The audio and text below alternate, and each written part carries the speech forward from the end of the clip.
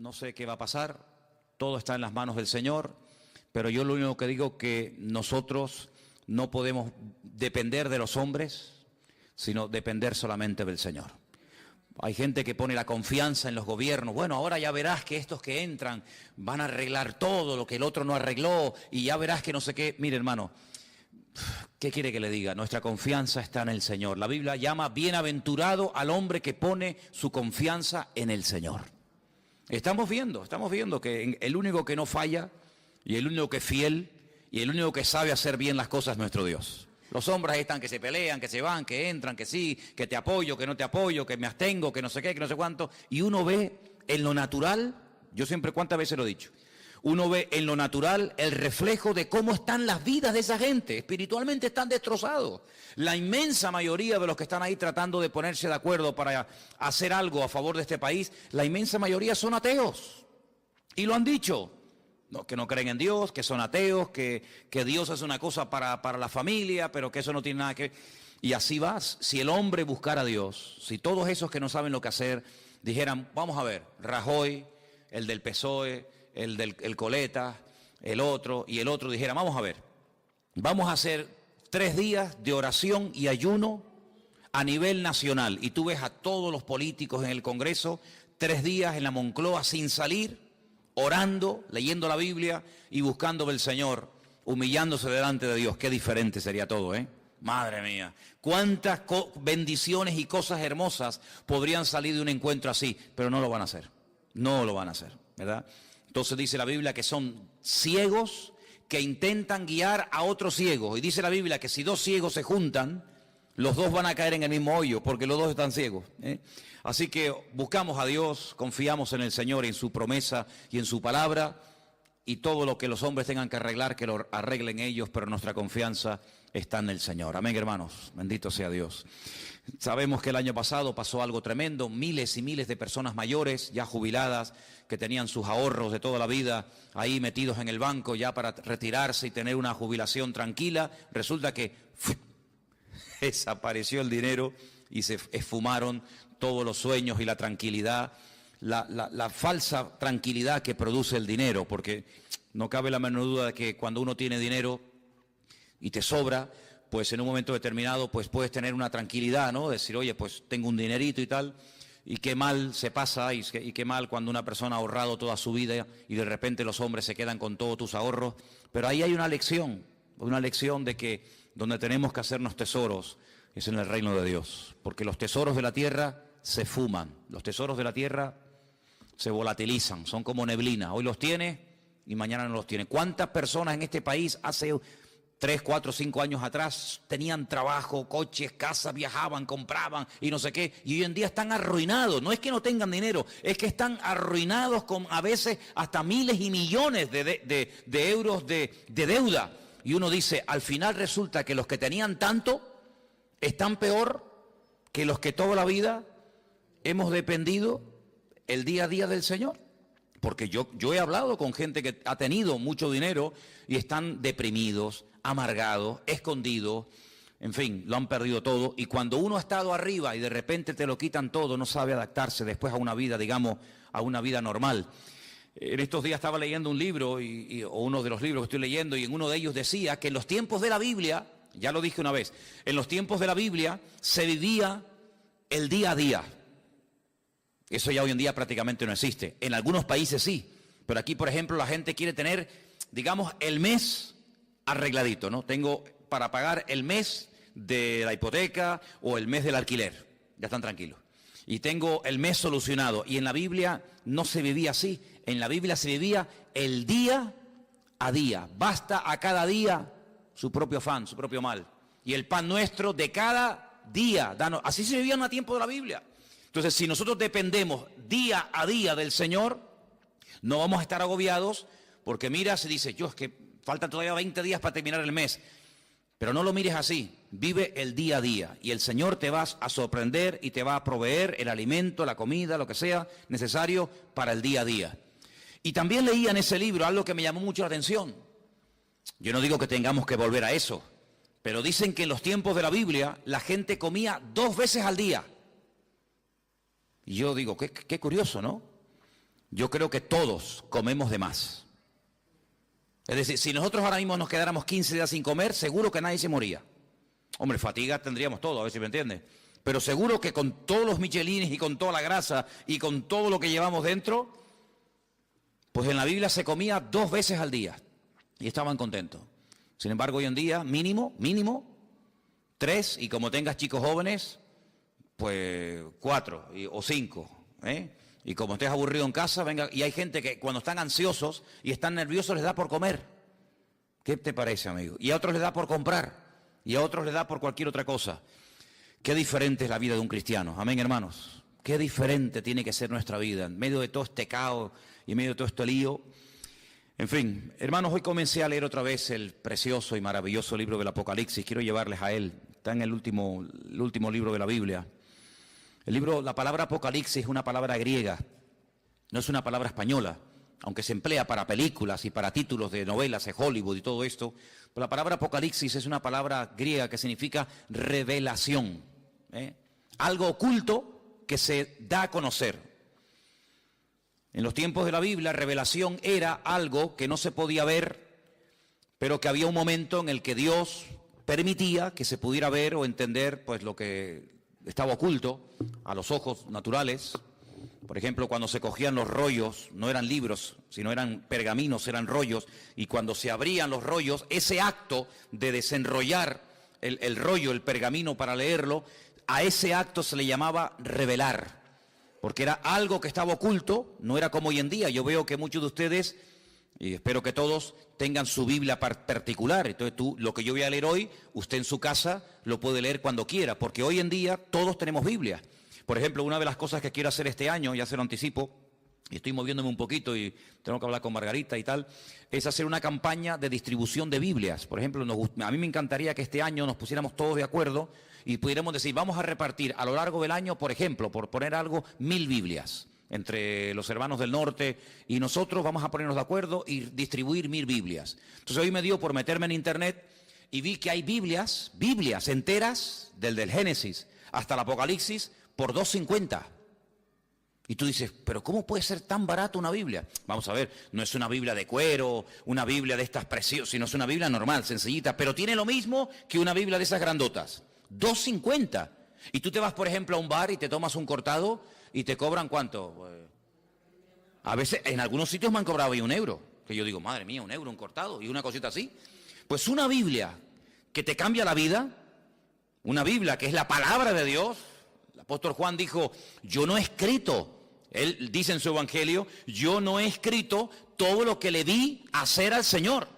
Y todo lo que él dijo, yo no lo escribí, porque si me hubiera puesto a escribir una por una todo lo que hizo y todo lo que dijo, en el mundo no cabrían los libros, porque hizo tantas cosas el Señor. Dice, pero estas palabras que yo les he escrito, las he escrito para que creyendo en ellas tengáis vida eterna. Entonces yo digo, un libro que te da vida eterna, un libro que te aclara dudas, un libro que te responde a preguntas, un libro que trae bendición a la familia, que trae bendición a tu vida, por $2.50, 2 cortados, como quien dice. Entonces yo pienso que sería muy bueno, y de hecho lo vamos a hacer, en este año ponernos una meta, no sé, 500, 600, 800, 1000 Biblias, y entre todos vamos a hacer una especie de campaña, ya les diré cómo tengo pensado hacerlo, para repartir la palabra de Dios. Porque hoy en día cualquier persona en su casa puede tener Biblia. Bueno, si ustedes van a mi habitación, pues yo no sé cuántas Biblias puedo tener, pues yo calculo mínimo 15 o 20 Biblias tengo que tener, como mínimo. Aparte Nuevos Testamentos y a lo mejor, ¿verdad?, en diferentes idiomas y tal. Pero en aquellos tiempos no.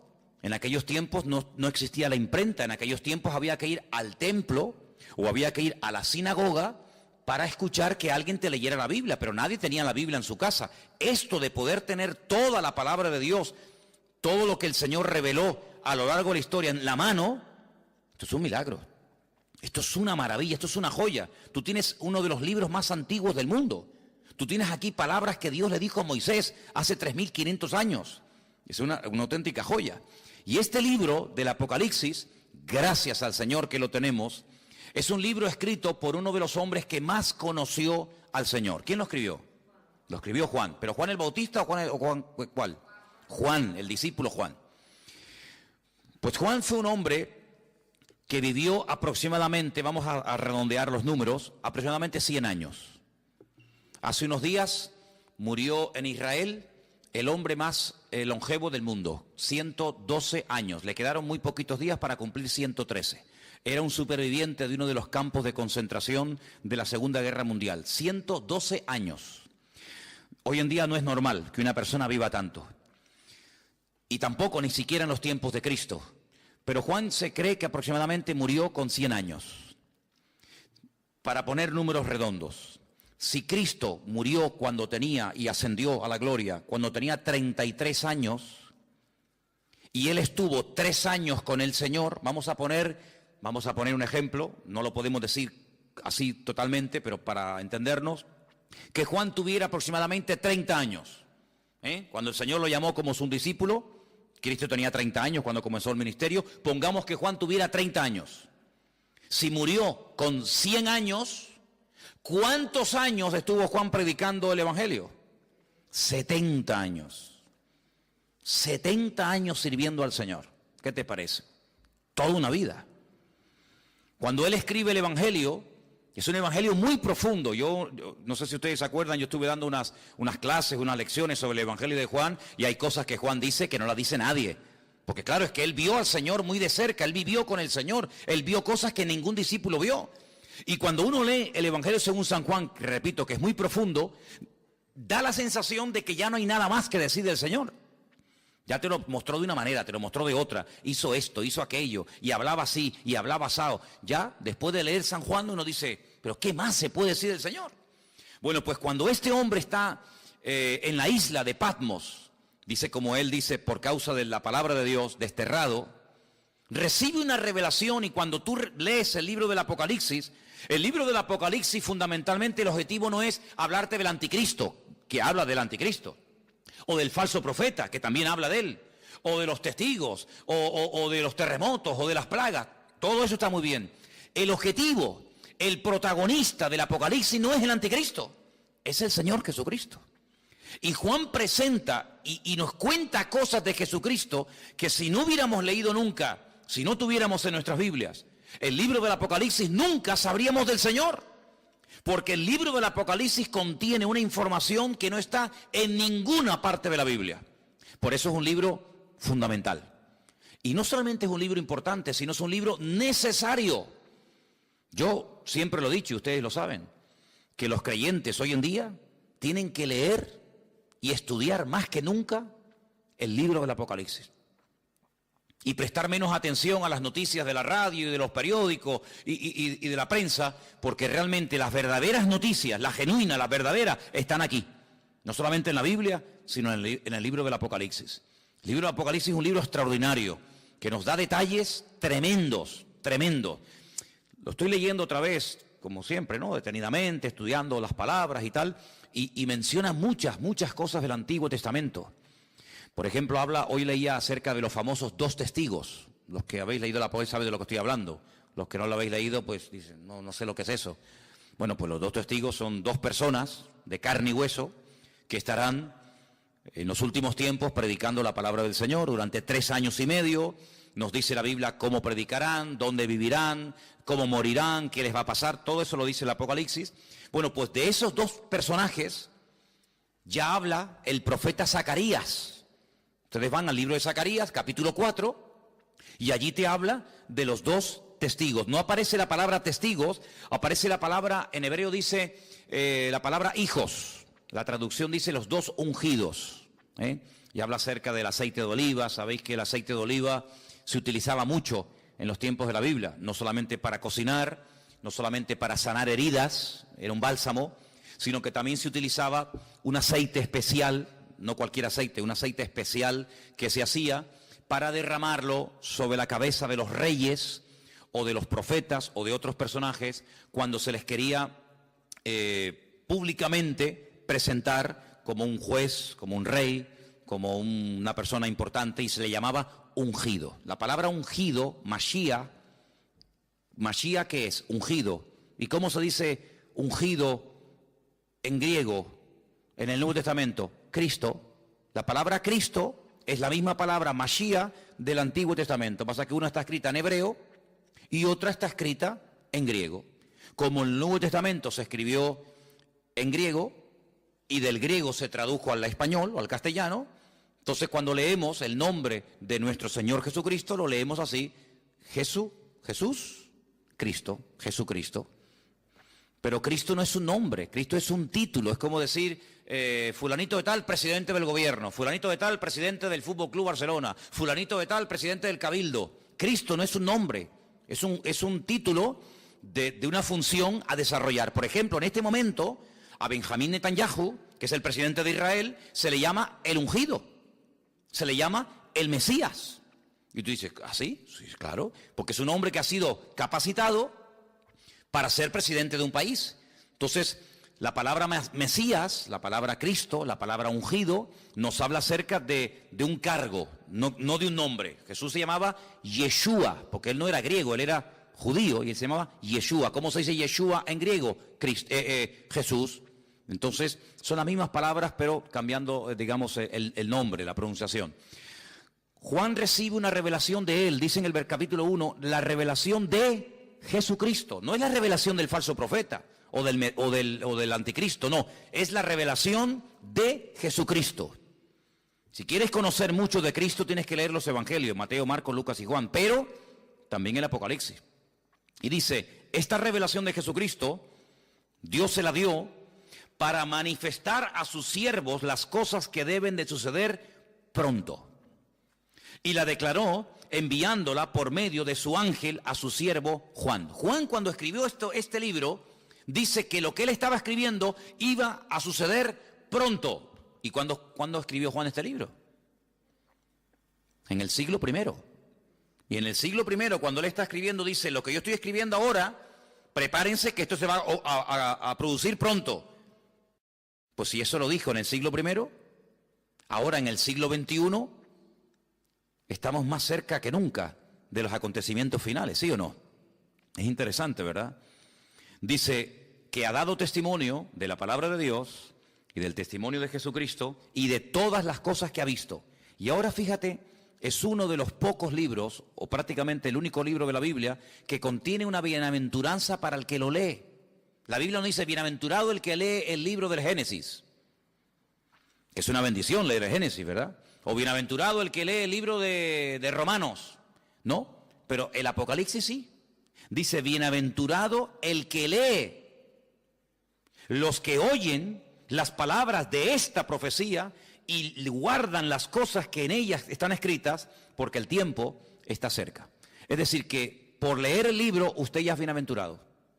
Por escuchar, por oír las palabras de este libro, usted ya es bienaventurado. Y si encima de leerlo, y si encima de oírlo, además usted lo cumple y lo guarda, triplemente bienaventurado. ¿Qué significa la palabra bienaventurado? Viene de una palabra hebrea que significa, es ashrei, que significa rico. La palabra rico está entroncada con la palabra bienaventurado.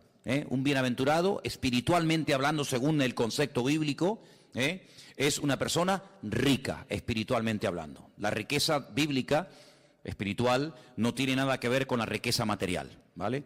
Hay personas en la Biblia que no eran ricos materialmente hablando, pero espiritualmente hablando eran multimillonarios. Y hay personas tremendamente ricas en la Biblia que la Biblia dice que eran unos necios. Así que la riqueza material muchas veces no tiene nada que ver con la riqueza espiritual. A veces la gente dice, ay, mira, no tiene mucha fe porque no tiene dinero, como si la fe se midiera por el dinero. Cuando yo siempre he dicho que es más difícil, mucho más difícil, vivir con poco que vivir con demasiado. ¿Sí o no? Si yo le doy a usted todos los meses 10.000 euros, que no los tengo, a ver si me entiende, pero si yo le diera a usted o le dieran a usted 10.000 euros, ¿sería muy difícil la vida para ti?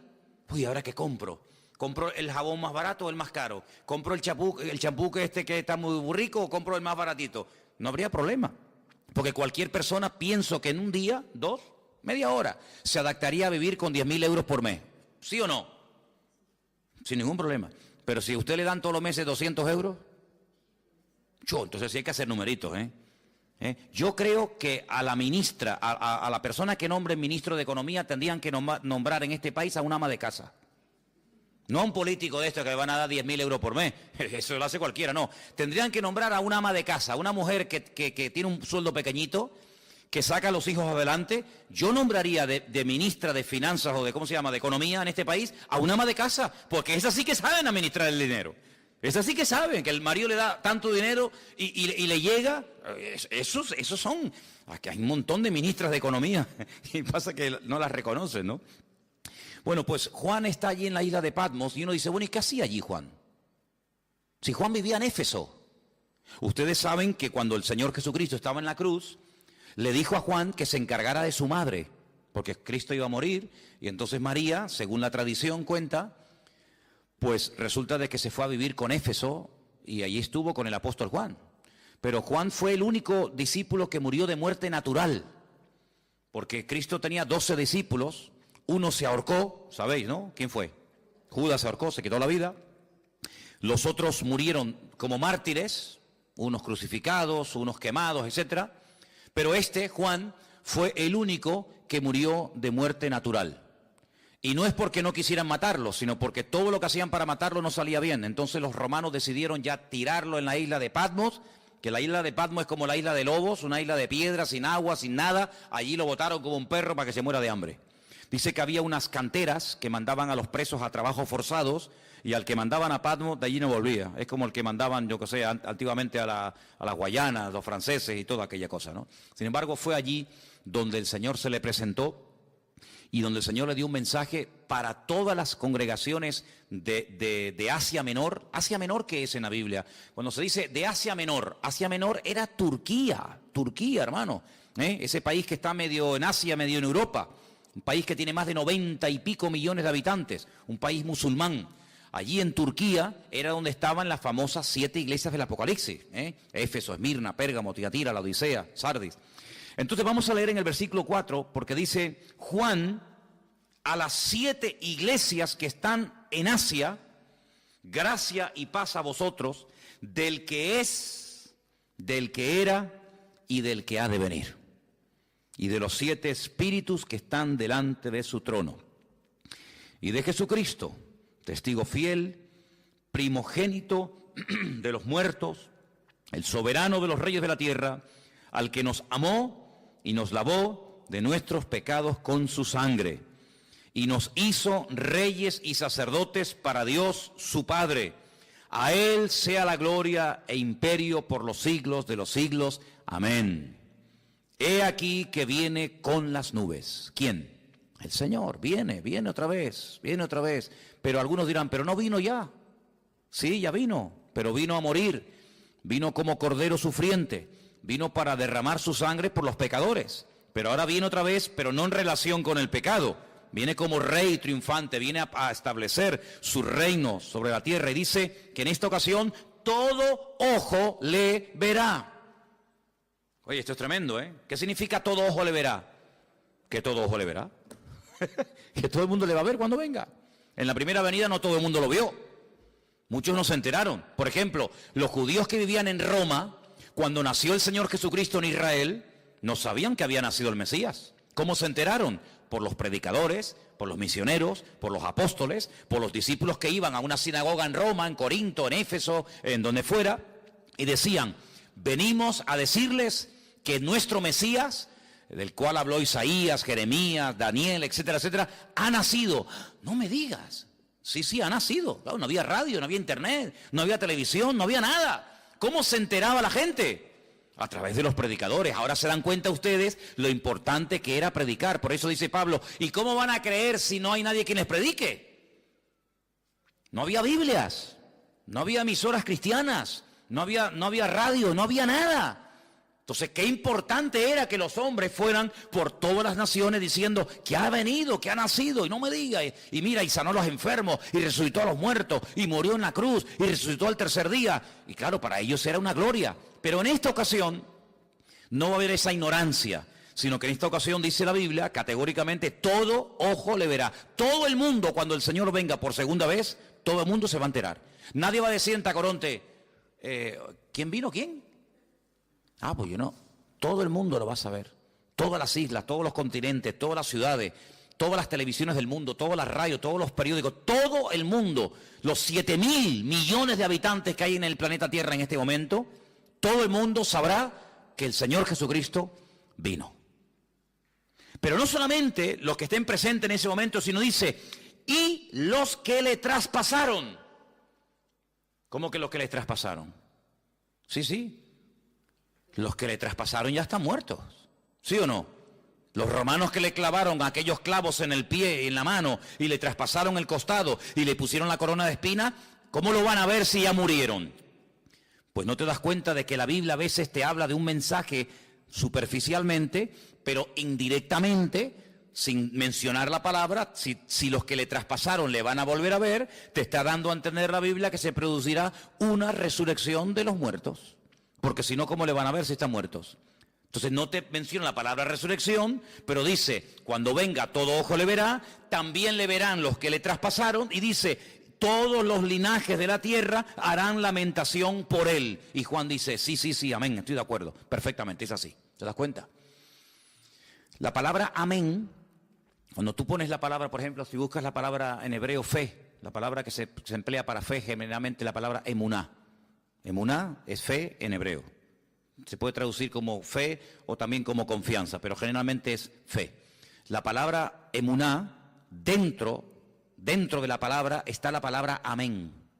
Si tú, en hebreo, hay algo muy bonito, y es que dentro de una palabra hay una, dos o tres palabras. Incluso a veces de una palabra, no de todas, cuidado, pero a veces hay palabras en hebreo que de una palabra puedes sacar 750 palabras diferentes. Y usted dice, ¿cómo? De una palabra, combinando las palabras, por ejemplo, poniendo la P aquí, la H allí, la M por acá, la L por allá, de una misma palabra, siendo combinaciones, pueden sacar hasta 750 términos diferentes. Entonces la palabra amén está dentro, tú ves la palabra emuná en hebreo y ves que pone dentro amén. Porque cuando decimos amén, cuando nosotros los creyentes decimos amén, que es un acróstico, pues estamos diciendo que tengo fe en afirmar lo que esa persona está diciendo. Cuando yo digo, hermano, el Señor Jesucristo vendrá, amén. Cuando usted dice amén, está diciendo de una forma resumida, tengo fe en lo que tú estás diciendo y lo firmo. Tengo fe de que el Señor volverá otra vez. Pero para no decir, tengo fe en que el Señor volverá otra vez, usted dice simplemente, amén. Y diciendo amén, usted afirma como que usted está de acuerdo con la afirmación que se acaba de decir. Por eso digo muchas veces, no diga amén a todo lo que se oye. Porque cuando usted dice amén a todo, quiere decir que está de acuerdo con todo lo que se está diciendo. Así que piénselo bien. Así que el Señor dice, yo soy el alfa y la omega. Yo me imagino que todos lo sabrán, pero cuando leía esta mañana el Apocalipsis en la versión hebrea, no dice evidentemente el alfa y el omega, porque el alfa y la omega es la primera y la última letra del alfabeto griego, ¿vale? En nuestro idioma sería la A y la Z. Yo soy la A y la Z. En hebreo yo soy la Aleph y yo soy la Tav, ¿vale?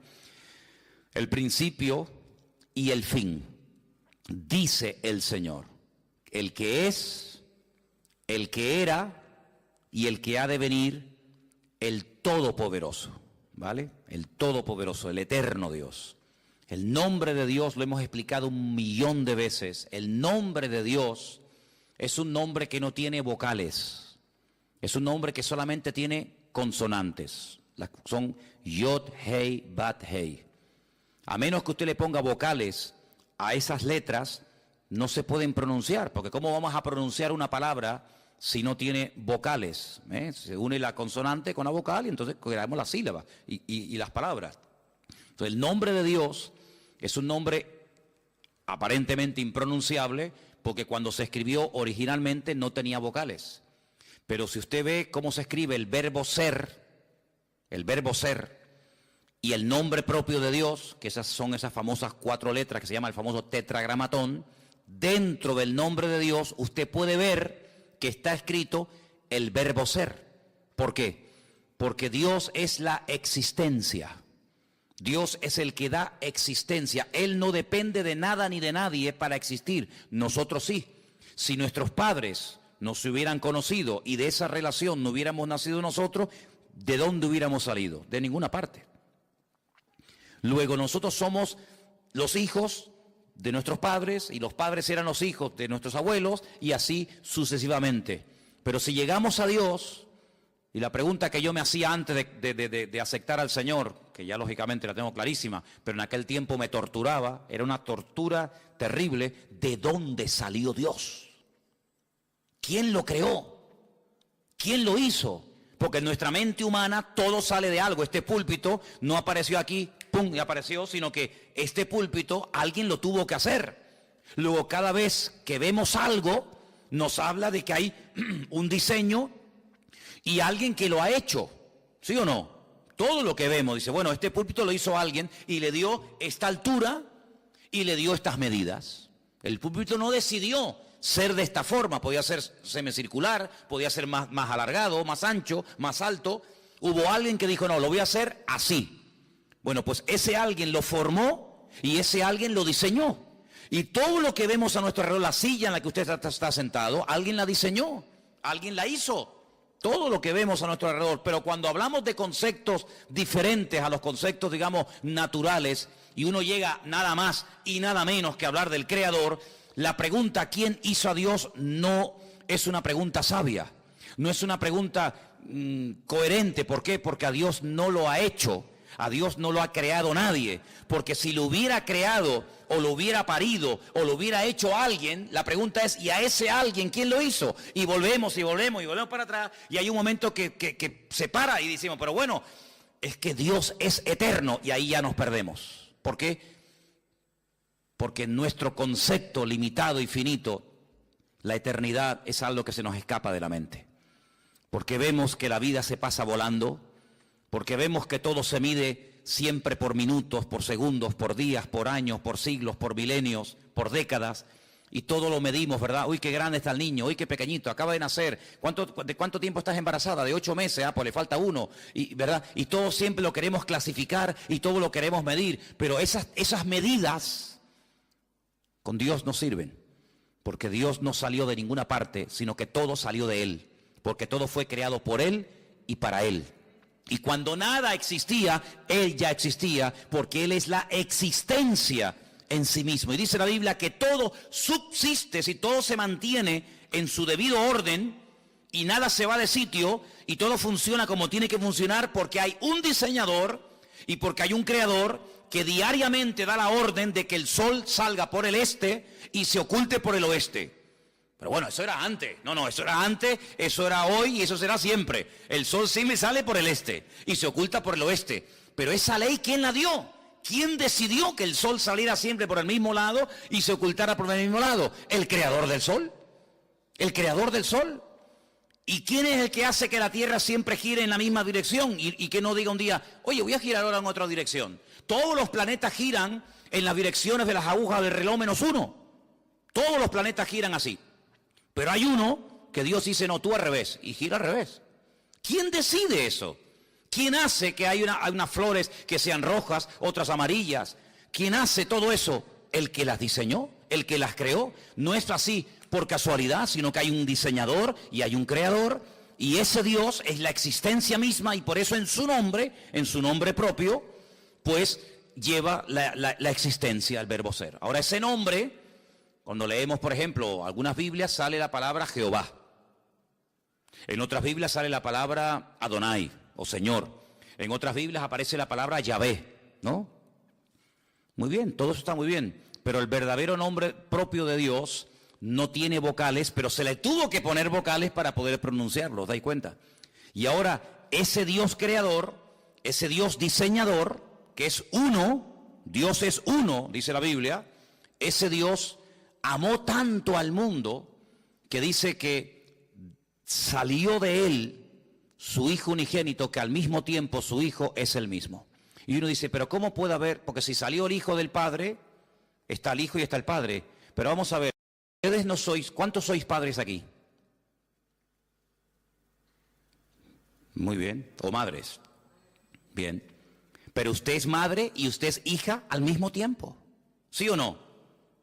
Lo que pasa es que a donde yo voy, por ejemplo, cuando voy a la casa de mi madre, allí soy hijo, pero cuando estoy aquí, aquí soy padre, y cuando estoy en mi casa soy marido, y cuando estoy aquí soy pastor. Tantas cosas al mismo tiempo, sí, no pasa nada. No tengo que dejar de ser hijo para ser padre.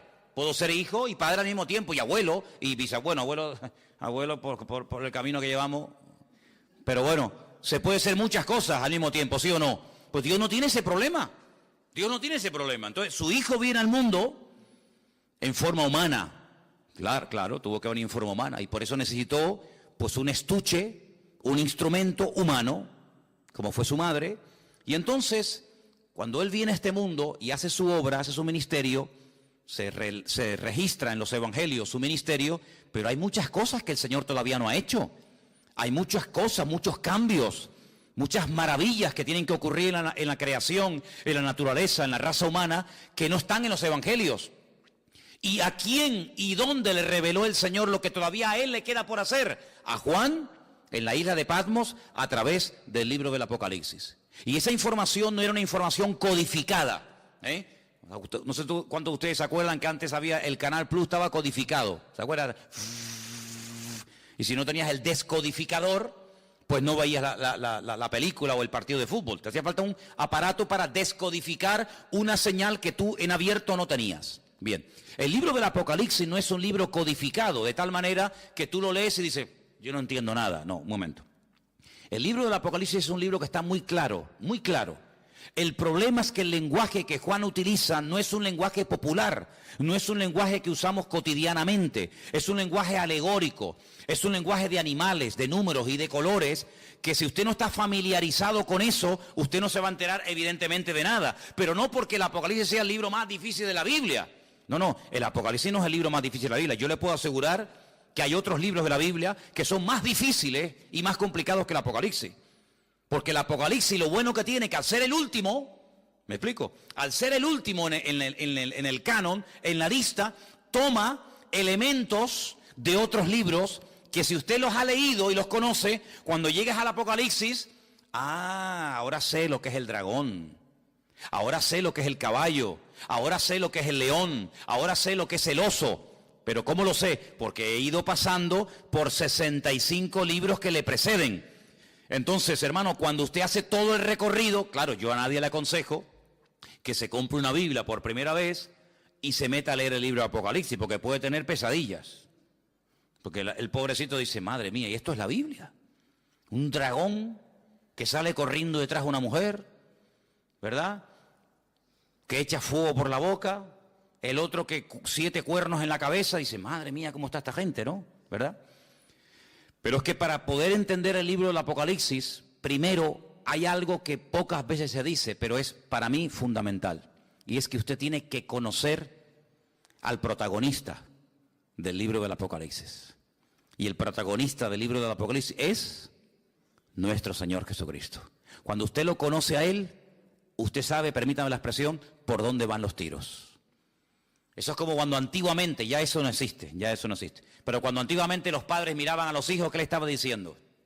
Ibas de visita, ¿no? A una casa.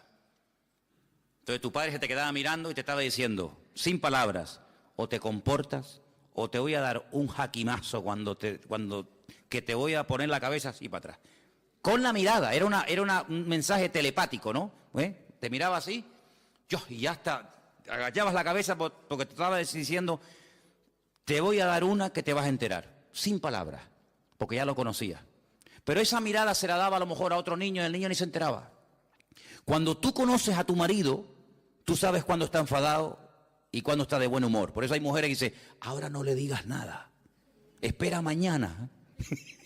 No, yo le digo ahora. No le digas ahora porque encima vas a cobrar. Espérate a mañana, que ya verás como mañana es otro ser humano. En la Biblia hay momentos en los que si usted no conoce al autor, usted no se va a enterar del espíritu, de la actitud, de por qué el Señor dijo eso. Y esto que le estoy diciendo no es broma, porque dice la Biblia que cuando Pedro estaba afuera con los romanos calentándose en el fuego, ¿se acuerdan? Que llegó aquella chica y le dijo, mira, acá hay otro, acá hay otro, este es uno de ellos. Y él decía, no, yo no soy de ellos. Lea usted en la Biblia, y hay un momento en el que dice que la mirada de Cristo se cruzó con la de Pedro. Cristo dice así. Tú estás diciendo, no, yo no le conozco, y Cristo dice así. Y se le quedó mirando, y dice la Biblia, lea esto, léalo, es tremendo. Dice, y saliendo lloró amargamente. ¿Qué mirada le habrá lanzado el Señor? No, yo no le conozco, yo no sé quién es, yo no quiero saber nada de ese hombre. Diciendo, ay, Pedro, que tú no me conoces a mí, Pedro. ¿Pero qué estás diciendo, criatura? Lo rompió, ya con la mirada dijo, madre mía, lo que estoy así, salió corriendo y se echó a llorar porque no pudo aguantar aquello, una mirada que lo rompió, ¿verdad? Que lo rompió. Entonces, cuando uno va al libro de Apocalipsis, uno puede leer comentarios y puede preguntar a este y al pastor tal, y puede leer, pero si tú no conoces al autor, el libro te va a sonar a chino. Y que yo sepa aquí, nadie sabe hablar chino. Pero cuando tú conoces al autor, tú captas y lo ves al Señor por todas partes. Porque te vuelvo a repetir, el objetivo del Apocalipsis no es levantar y el protagonista, el anticristo, el falso. No. El protagonista del libro del Apocalipsis es el Señor Jesucristo. Y todo lo que pasa, todo lo que ocurre, las tragedias, los terremotos, las catástrofes, las guerras y esto y aquello, todo siempre apunta a un objetivo, y es que el hombre reconozca que el Señor Jesucristo viene pronto. Te habla de una manera, te habla de otra forma, te habla por aquí, te habla por allá, para que el hombre entre en razón y para que el hombre entienda que no puede hacer con su vida lo que le da la gana, para que el hombre entienda que no es dueño de sus actos. Cuando nosotros creemos que somos dueños de nuestros actos, nos estamos proclamando como si fuéramos dioses. Yo hago lo que me da la gana. A mí nadie me tiene que decir nada. Es como si tú fueras Dios, porque a Dios nadie le tiene que decir nada. Pero cuando tú actúas así, estás actuando como si tú fueras Dios. A mí nadie me tiene que decir nada. Pero ¿cómo que nadie nos tiene que decir nada? Claro que nos tienen que decir muchas cosas. Entonces, en el libro del Apocalipsis, Juan, a un viejito de 100 años, que lleva 70 años predicando el Evangelio, le dice, Juan, escribe, ponte a escribir lo que vas a ver, lo que ya has visto y lo que te voy a contar. Y entonces él empieza a escribir y a escribir y a escribir cosas tremendas. Pero fíjate lo que dice, por ejemplo, en el versículo 10. Cuando el Señor le dice a Juan que escriba, hay una cosa muy importante que tenemos que tener en cuenta, y es cómo estaba, con qué actitud estaba Juan. Dice el versículo 10, yo estaba en el Espíritu en el día del Señor, y oí detrás de mí una gran voz, como de trompeta. Juan no estaba despistado, Juan no estaba quejándose, Juan no estaba con una mala actitud, sino Juan dice que estaba en el Espíritu. Y eso es muy importante. ¿Cuántas veces me habéis oído a mí decir que la actitud marca la diferencia? ¿Sí o no? Es muy importante. Estar centrado, estar pendiente. No, mira, ahora no me hables, que ahora estoy pendiente de la palabra. No, ahora no quiero saber nada. El móvil, ¿para qué quiero yo un móvil ahora? No me hace falta el móvil para nada. Ahora me está hablando el Señor, estoy con su palabra. Él estaba en el Espíritu. ¿Tenía motivos para quejarse? Hombre, humanamente hablando, sí. 100 años aquí botado como un perro, sin agua, sin comida, sin hermanos, sin iglesia, sin amigos, sin nada, y mira cómo me has tratado, y mira no sé qué, y te he servido para qué. No le dio lugar a eso. Él estaba en el Espíritu. Si el Señor ha permitido que yo esté en la isla de Patmos, no es un castigo, es una bendición, porque al fin y al cabo vemos que no fue un castigo, sino que fue un tiempo maravilloso, porque para poder escribir todo esto, hermano, y para poder ver todas estas visiones, uno no podía estar viviendo en una gran ciudad con ruidos, con coches, con no sé qué, con no sé cuánto, sino uno tenía que estar en un sitio tranquilo, sin que nadie te moleste. ¿Y qué mejor sitio? ¿Qué mejor sitio que la isla de Patmos, donde tienes tiempo para pensar, para orar, para meditar? Y aquí, sin que nadie te moleste, aquí te voy a dar la revelación más grande que jamás ningún ser humano ha tenido en esta vida. Luego vemos que el famoso refrán, que no hay mal que por bien no venga, se cumple perfectamente en la vida de Juan. Hace muchos años yo leí un libro de un pastor que tuvo un accidente y se le partió una pierna y estuvo un buen tiempo en cama, escayolado, sin poder moverse. Y los primeros días de ese accidente él comenzó a quejarse. Señor, ¿y por qué? Tenía que predicar en esta iglesia, me habían invitado a viajar a no sé qué sitio, me habían invitado a no sé qué, y ahora no puedo tal, y empezó a quejarse hasta que pasaron los días y le dijo, Señor, si tú has permitido que yo esté aquí parado sin hacer nada, ¿qué propósito tienes tú, Señor? Y ese hombre escribió un libro con su testimonio, con sus experiencias, y cuenta él que fue un libro que bendijo a muchísimas personas. Un libro que fue de muchísima bendición, sus testimonios, las experiencias que había tenido con el Señor, las pruebas por las cuales había pasado y lo que había aprendido en el Señor. Y dice, yo conseguí más bendición y logré bendecir más a la gente con aquel libro que con 1000 predicaciones, viaja por aquí, viaja por allá, entra para aquí, entra para allá. Y él entendió que el Señor lo paró, ¿sabes? Él entendió que el Señor permitió aquel accidente para que durante un tiempito, tranquilo, pudiera escribir un libro que después sería de tremenda bendición para muchísima gente que lo leyó. Entonces hay momentos en la vida que nos puede pasar algo que decimos, ¿y por qué? ¿Y por qué, Señor? ¿Y por qué tal? ¿Y por qué esto? ¿Y por qué el marido? ¿Y por qué el niño? ¿Y por qué no me dieron el trabajo que me habían prometido? ¿Y por qué no sé qué? ¿Por qué? ¿Y por qué? ¿Y por qué? Y hace muchos años, yo era recién convertido, vino a Las Palmas a predicar una señora que dice ella, en aquellos años, que era la capellana de una de las cárceles más peligrosas de los Estados Unidos, la cárcel de Sing Sing. Y esta mujer empezó a predicar y yo te puedo asegurar que no todo, pero por lo menos la mitad del mensaje me lo aprendí de memoria. Y todavía lo tengo aquí. Y ella empezó diciendo, hay una pregunta que si nosotros nos la hacemos podemos volvernos locos. Y es una pregunta, y la pregunta es ¿por qué? Y sobre esa pregunta ella basó su mensaje. Y a mí se me quedó tan grabado aquello, y ella hablaba acerca de lo peligroso que es cuando nos pasa algo en la vida, entrar a pelearnos con Dios, y por qué no sé qué, y por qué no sé cuándo, y por qué. Yo creo que nosotros ahora que hemos ya comenzado un poquito a levantar vuelo y a entender y a conocer un poquito más al Señor, vamos a cambiar la pregunta. Vamos a dejar el por qué. ¿Por qué? Dios lo sabe. Vamos a preguntarle otra pregunta al Señor. Vamos a hacerle esta pregunta. ¿Para qué? El por qué no me interesa. Porque si yo soy cristiano, mi vida está en las manos del Señor, y el Señor ha permitido esta situación, Él sabrá por qué la ha permitido. Los que amamos a Dios, ¿qué dice? Todo ayuda para bien. Luego, el por qué no me interesa. Mi Dios sabe lo que hace conmigo, pero ¿para qué has permitido esta situación?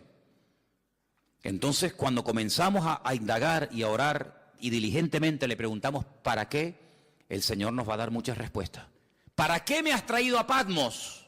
¿Para morirme de hambre? No te vas a morir. Porque ¿quién te trajo a Patmos? ¿Los romanos o lo permití yo? ¿No se acuerdan ustedes un día en la cárcel en Israel que estaba Pablo? Y dice la Biblia que el Señor se le presentó y le dijo, Pablo, escucha bien, tú has dado testimonio de mí aquí en este país. En todo Israel te conocen. Todas las sinagogas del país te han oído. Eres un rabino famoso. Eres uno de los mejores discípulos de un tal Gamaliel, hijo de Gilel, uno de los mejores rabinos de toda la historia. Pero ahora es tiempo de que salgas de tu tierra y te vayas a Roma.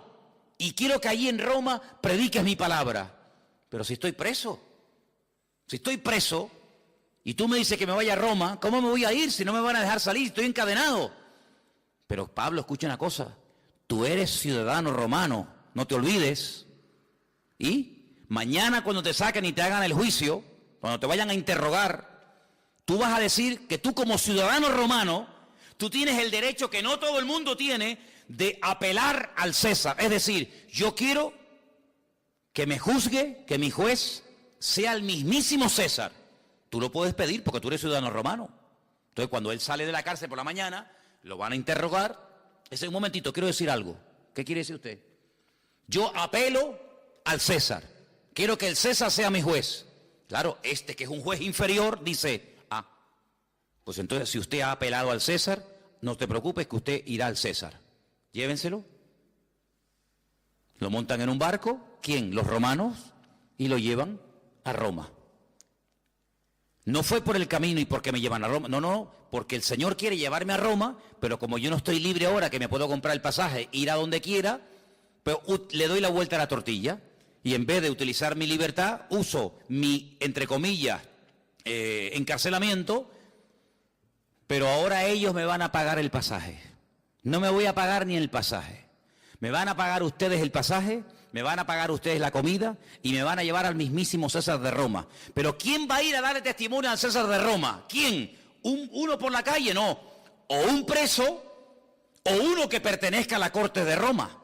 Entonces, si no eres de la corte de Roma, pero eres un preso con ciudadanía romana, tienes derecho a que te juzgue el César de Roma. ¿No os dais cuenta que todo ayuda para bien? ¿Dónde nació Pablo? En Tarso. ¿Qué era Tarso? Una pequeña colonia romana. Y dice que las personas que estaban allí, a través de su padre, él obtuvo la ciudadanía romana. ¿Quién sabe si en algún momento Pablo, como judío fanático que era en aquel momento, habrá dicho, ¿y yo para qué quiero la ciudadanía romana? ¿Yo para qué quiero ser romano? Ahora no lo entiende. Estos asquerosos romanos, este imperialismo que ha venido aquí a dominar nuestra tierra. Sí, pero estos, el día de mañana van a ser el instrumento que Dios va a utilizar para llevarte nada más y nada menos que a Roma, al hombre más poderoso de la tierra. Y allí fue.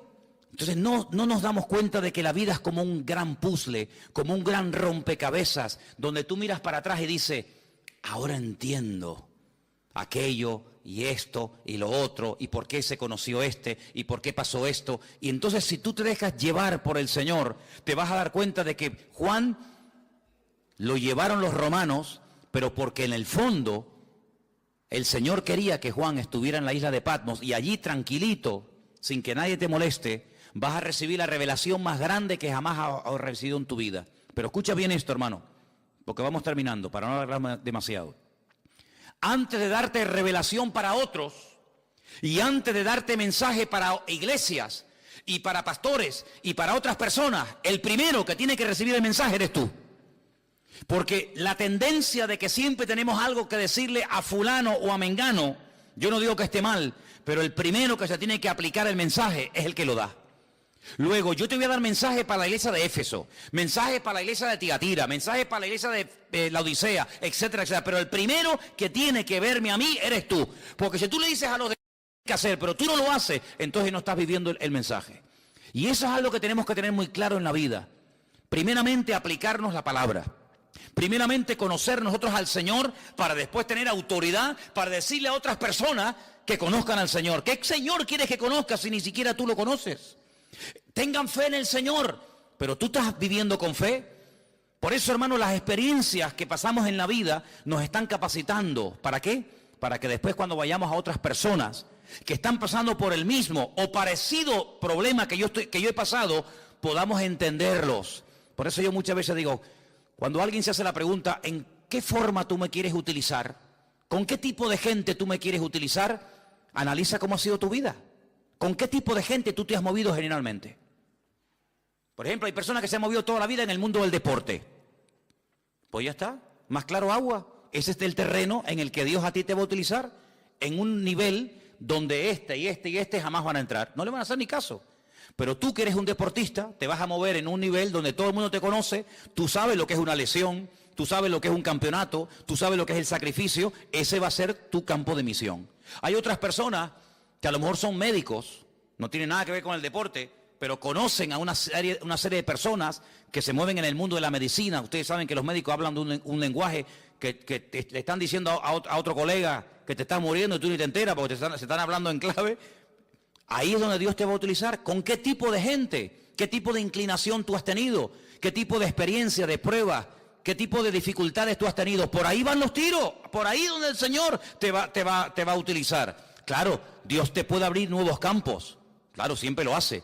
Pero generalmente utiliza tu pasado para que después tú en el futuro puedas servir al Señor con efectividad. Porque Dios no te va a meter, a menos que te haga un milagro y una transformación, Dios no te va a meter en un terreno en el que tú no sabes moverte. Dios te va a poner en un terreno en el que tú sabes moverte. Por ejemplo, ¿quiénes son las mejores personas para ayudar a otros drogadictos a salir de la droga? Un mismo drogadicto. Ustedes saben, los chicos que vienen los domingos a la iglesia. Dino, si algún día oyen un testimonio de Dino, ese chico estuvo en la droga. Pero es que ahora él puede ayudar a otros. ¿Y quién mejor que una persona que ha estado con depresiones toda la vida para ayudar a una persona deprimida? ¿Y qué mejor que una mujer separada para entender a otra mujer separada? ¿Y qué mejor que una mujer que ha sido violada o abusada para entender a otro que está pasando por eso? Hermano, no nos damos cuenta de que todo nuestro pasado es el terreno que Dios ha ido preparando para abrirnos puertas, para servirle a Él en el futuro. Entonces, en este libro...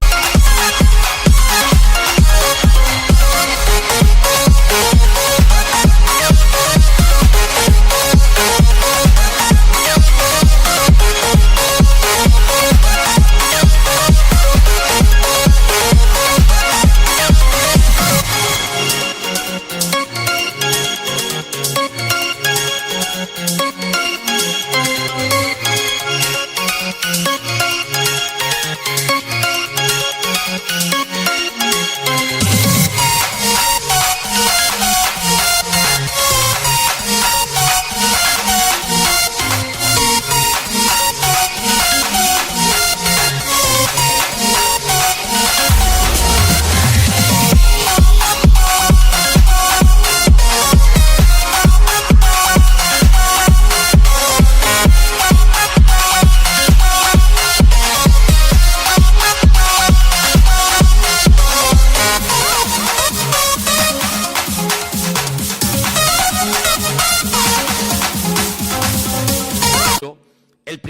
tiene que tener las cosas claras es Juan. Y quiero terminar leyendo estas últimas palabras.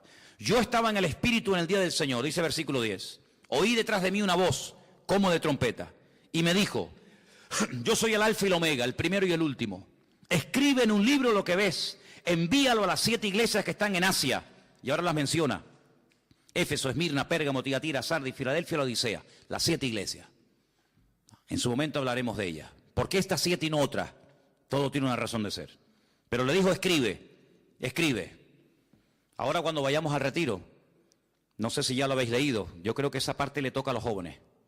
Hay un momento en el que el Señor le dice a Moisés, escribe. ¿Lo habéis leído? No lo habéis leído.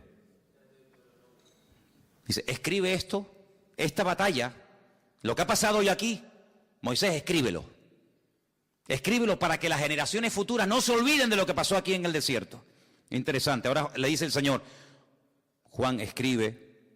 Escribe, ¿por qué? Porque vas a ver tantas cosas y vas a tener tantas visiones y tantos sueños que después no te vas a acordar. Ustedes saben, hermanos, porque yo muchas veces le digo a la gente que es bueno venir a la iglesia a veces con papel y lápiz. Porque dicen las estadísticas, no las digo yo, los expertos, los que están todo el día haciendo este tipo de estadísticas y de estudios, dicen que cuando una persona escucha un mensaje político, religioso, de la índole que sea, después de un tiempo, se puede llegar a recordar con el tiempo un 10% de lo que se oyó perfectamente. Y el otro 90%, algunos oyen 25%, pero generalmente, si yo les pregunto a ustedes dentro de 15 días de lo que yo hablé la semana pasada, muchos de ustedes ya no se acuerdan. ¿Quién es el que más se acuerda? El que lo dijo. Yo me acuerdo de los mensajes que yo he dado porque yo utilizo no solamente el haberlo estudiado, sino el haberlo dado, entonces me lo sé. Pero el que lo oyó, solamente el 10%. Pero fíjate cómo se dispara la estadística. Si una persona está escuchando una lección de un maestro, de un pastor o de quien sea, y escribe, automáticamente pasa del 10 al 80%. Es decir, usted me está escuchando a mí ahora. Si yo le pregunto a usted dentro de 3 días, muchas de las cosas que dije, algunas se acordará, otras no. Pero si usted tomó alguna nota y...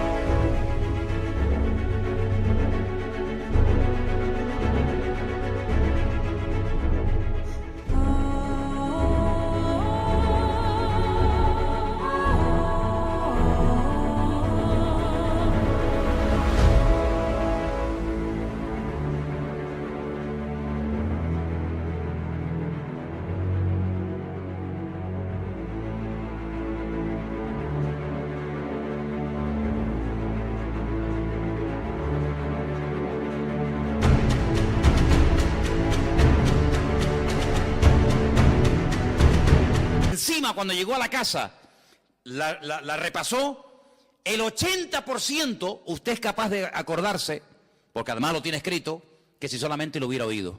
Entonces, Juan, tú vas a ver lo que yo te voy a decir de los 2 testigos. Nadie ha escrito de los 2 testigos, nadie sabe nada de esto. Yo te voy a hablar de los 144.000 sellados.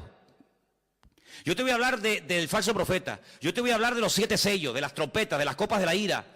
Yo te voy a hablar de la mujer que huye al desierto por 1260 días. Yo te voy a hablar a ti de tantas cosas que como tú no escribas esto, tú a las 2 horas no te acuerdas. Y si tú no te acuerdas, ¿cómo le vas a pasar el mensaje a los hermanos de Garcilaso de la Vega número 13?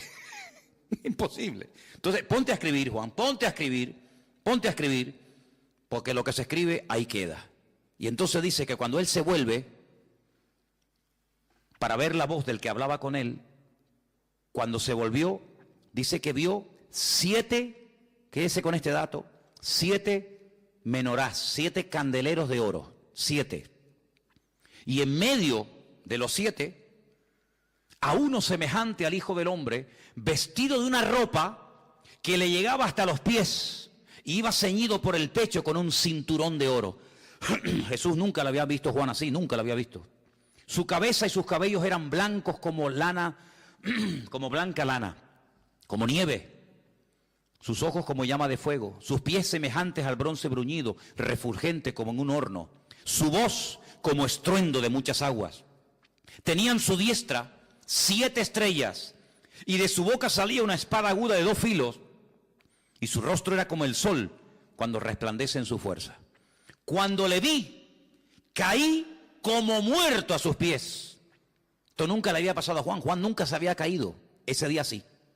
Caí como muerto a sus pies, y él puso su diestra sobre mí y me dijo: no temas, yo soy el primero y el último, el que vivo. Estuve muerto, mas he aquí que vivo por los siglos de los siglos. Amén.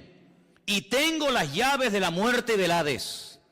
Escribe las cosas que has visto, las que son y las que han de ser después de esta. Y ahora le explica algo. El misterio de las 7 estrellas que has visto en mi diestra y de los 7 candeleros de oro, pone: las 7 estrellas son los ángeles los ángeles de las 7 iglesias, y los 7 candeleros que has visto son las 7 iglesias. Y a partir de ahora, él comienza a recibir un mensaje para cada una de estas congregaciones, que ya en su momento lo analizaremos. Solamente lo que les pido es que lo lean, capítulo 3 y 4 de Apocalipsis, muy sencillito, y van a disfrutar una barbaridad, porque este libro, como nunca antes, se tiene que predicar en las iglesias. Los pastores tienen que hablar más del Apocalipsis, caramba, y se habla muy poco. A veces hay pastores que me han dicho a mí personalmente: es que yo no puedo predicar el Apocalipsis porque yo no lo entiendo. Pues póngase a estudiar, estudie, prepárese, porque estamos en los tiempos del Apocalipsis. Estamos en unos tiempos difíciles donde las cosas están ocurriendo y los cristianos tienen el derecho de saber por dónde van los tiros. Si falta mucho, si falta poco, cuáles son las señales, cuáles no son las señales, y todo eso lo tenemos, gracias a Dios, en este libro maravilloso que es la Biblia, y encima de la Biblia el libro del Apocalipsis, que lo vamos a estar viendo, Dios mediante. No quiero que nadie en esta congregación diga: ay, pero es que el libro del Apocalipsis es muy difícil. Ya verá usted que va a disfrutar, y vas a ver que el libro del Apocalipsis es un libro maravilloso, que Dios lo escribió no para asustarnos, sino para bendecirnos y para ayudarnos. Además, no se olvide que cada vez que lo leamos, y ustedes cada vez que lo lean, van a ser bienaventurados, porque eso es lo que dice la Biblia. Amén, hermanos. Vamos a orar, por favor, en esta tarde. Se nos ha ido el tiempo. Nos ponemos de pie. Vamos a darle gracias a Dios por su bendita palabra. Que el Señor nos dé sabiduría. Y pido, por favor, a la iglesia que siga orando por el retiro que vamos a tener en febrero, que puedan asistir muchos hermanos, que podamos tener un tiempo precioso, en todos los sentidos. Los hermanos me decían al día del bautismo: oye, si el día que tuvimos el bautismo en el Puerto de la Cruz, ese día tan precioso, lo tenemos durante los días de retiro, esto es una maravilla. Digo, pues oren para que podamos tener unos días hermosos y vamos a venir muy bendecidos. Amén, hermanos. Vamos a orar. Señor, te damos gracias por tu palabra bendita. Gracias porque a través de ella aprendemos, a través de ella se abren nuestros ojos espirituales y queremos verte a ti, esa revelación maravillosa, preciosa, completa, amplia de lo que tú eres, de lo que tú quieres hacer, Señor. Señor, te pedimos que crezca nuestra fe, que podamos cada día crecer en conocimiento, en sabiduría, en discernimiento espiritual, para que podamos servirte cada día mejor, Señor. Bendice nuestras vidas y que cuando estudiemos y nos acerquemos a tu palabra y ahora a este precioso libro del Apocalipsis, podamos disfrutar y podamos descubrirte y podamos vivir una relación íntima y personal contigo cada día, porque tú así lo quieres para cada uno de nosotros. Bendice, Señor, nuestras vidas y guárdanos siempre de todo peligro y de todo mal. Te lo pedimos en el nombre de Jesús. Amén.